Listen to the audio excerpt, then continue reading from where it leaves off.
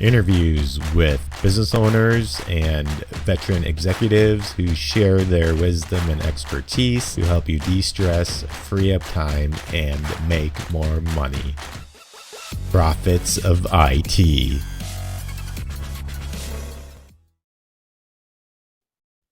Welcome back to the Profits of IT. I am Jim Punzenberger, your host and the creator of the Managed Prospecting System. If you're looking to generate leads and appointments without cold calling or ad spend through hyper-personalized outreach, check out managedprospectingsystem.com. I'm excited to have Craig with me today. Craig, why don't you introduce yourself? Hey, Jim, great to be here today. My name is Craig Skonieczny. Phonetically, that's Skonieczny, just for clarification for you there, Jim. I work for a company by the name of Friedman Corporation. We're an enterprise resource planning software. It's IBM cloud-based application. Our general customer base is in the manufacturing industry, really segmented down into that building industry. So our customer base consists of window manufacturers, doors, kitchen cabinets, window fashions, and the like. Our ERP solution is tailored towards that customization, that configured product. That, Jim, I kind of look just to your right there. You have a door, so if you kind of at order entry, if you're kind of considering it, what is the wood species you want the door to be? What stain color do you want it to be? Do you want it to be a 6-panel? Do you want it to be that louver? So that customer-facing tool, we have multiple facets to do that, but behind the scenes is driving the bill of material logic, the routing logic, and of course the shipping and promising delivery date to the customer, all behind the scenes through technology. Cool. So just a high level overview of what our software does.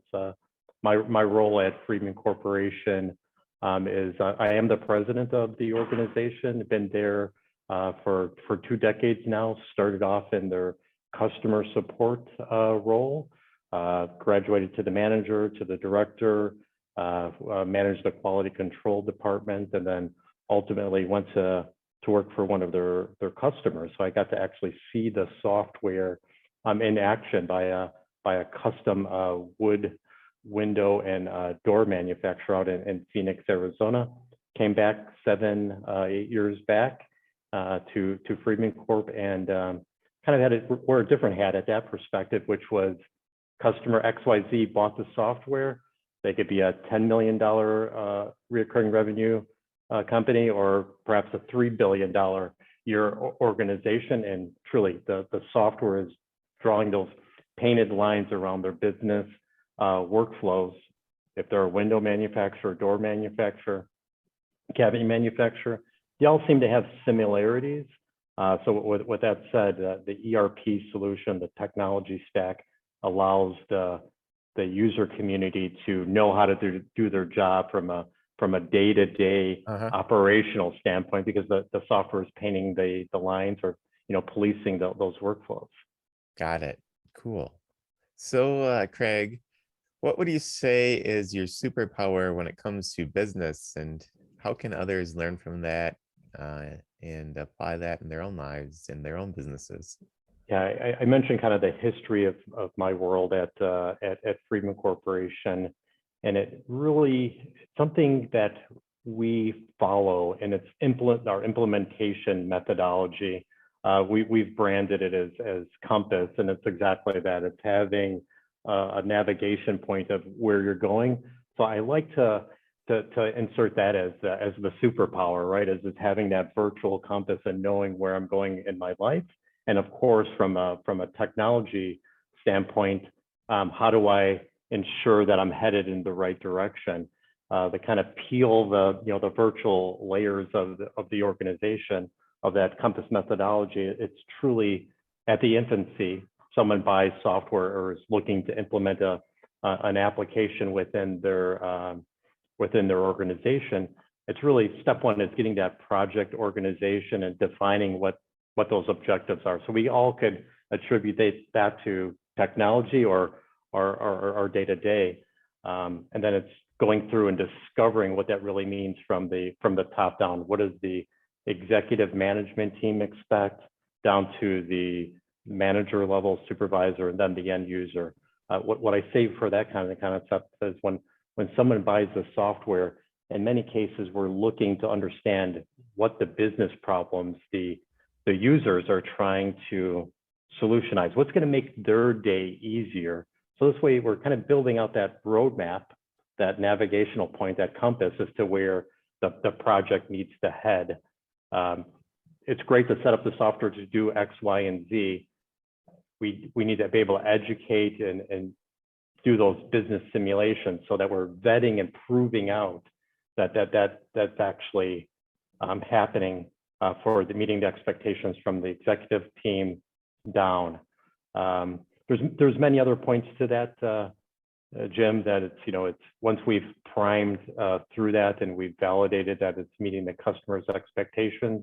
I would also insert we're actually doing the business simulations, and it's something that I've learned over time, is that you can't let production stop at whatever production means for that customer. We need to be able to say, hey, I entered this sales order, work order, I paid this check in legacy system.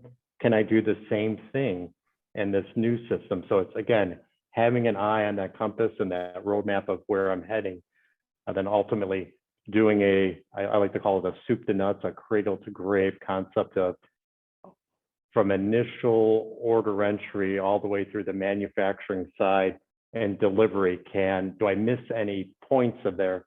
So it's just, again, back to that focus on the compass of what is my objective originally, and if I've gone out of scope from that initial roadmap that we've defined. And just like anything else, kind of to go after that is, it's what are those points for our final preparation, and then when we're cutting live over to that new version of the software, we just need to make sure we have all those boxes ticked, and then just after the go live, we're looking to support the customer afterwards, because as you're going through, I like to say there's always these concepts of scope creep. It'd be great if the software did X, or if we changed the workflow after the fact. And it's always beneficial to see if it's a benefit to the organization, or if it's just a nice, pretty concept of a change in kind of the workflow, or if it actually returns on the investment for the customer. I like to kind of coin that as like a post-mortem or a post-implementation audit. What did we do well? Did we achieve our goals that we initially defined at the beginning of our roadmap definition? And is there an opportunity to enhance or further increase the efficiency of the workflows for the business utilizing technology? So, Jim, I know that's a lot of information. It's truly, I kind of see that as the roadmap that was the methodology that was introduced to me 2 decades ago, and I've really brought that into not only at a business level, but I'm sure everyone that's listening can kind of equate that to their personal life, right? Having that strategy going in as you're trying to tackle a hurdle of any kind. What else is important about this? What I would see that's the important piece of it is that you're ensuring from a managerial level, from an ownership level, is that you're getting your return on your investment. If you're purchasing a piece of software that's $200, it might be easy to throw it away. From a capital expense, if you're talking about a 6-figure investment or perhaps a 7-figure investment, you really would expect to be able to measure the having key performance indicators to ensure that I've improved upon something. If it was, for example, if I'm trying to improve the promising of my product or the delivery of the product, that's one of the original objectives that we've defined at the infancy of the project. That's something we should be measuring at the end, so that we ensure that we're retaining our customer. We don't have any customer attrition because we sought out the solution at our initial definition of our objectives for the project. Got it. So anything else that that comes to mind? Yeah, Jim, as far as other things that come to mind, if I were to kind of really talk about our product offering, it's because it's configure based and we have many different vehicles to enter, I'll call it the sales order. There's multiple solutions that we actually integrate from a technology stack. So in many scenarios, a company may have their homegrown application, so they kind of controlling that user experience and kind of recognizing that exists in the world, that you may not be able to change the end user's perception, and giving them the capabilities of still accomplishing the same task, getting that sales order into the system or getting that process identified sooner. Yeah, I would say one has to be open to the input of their customer because it could be quite detrimental to the business if you're asking them to now change their ways to adapt to the company's policy. They may be used to doing something in a certain way, and having the adaptability to give them their own user experience, I would see of a great importance. Got it. Cool.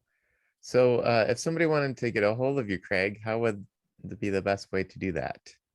Sure. Right through our website. It's friedmancorp.com. So it's friedmancorp.com. And right on there, we have a couple call to action pages, as well as some resources available. So one could watch a short video, a short clip on some of the software actually in action. I like to pride my team on the fact that it's we're business consultants first. We're changing business process and helping companies get a return on their investment, grow their organizations, and we just happen to be the software vendor second. And many other ERP solutions that we compete against, there's a disconnect. There's one entity that's the software development firm, then they have third-party resources that would actually do the implementation. Mm-hmm. It's the benefit that we have, that is that we're one organization. So there's only, cool, so to speak, one team that you're dealing with. And any last remarks here before we wrap up? Jim, nothing really comes to mind. Thanks for the question, though. Well, thank you for your time. And, well, thanks for having me and sharing today. So it's great having you on. Well, appreciate being here. So until next time on the Profits of IT, I am Jim Punzenberger, your host and the creator of the Managed Prospecting System. Check out managedprospectingsystem.com to grow your business through hyper-personalized outreach. And we'll talk to you next time. Thank you for tuning in to the Profits of IT. Please smash that like button, subscribe, and share.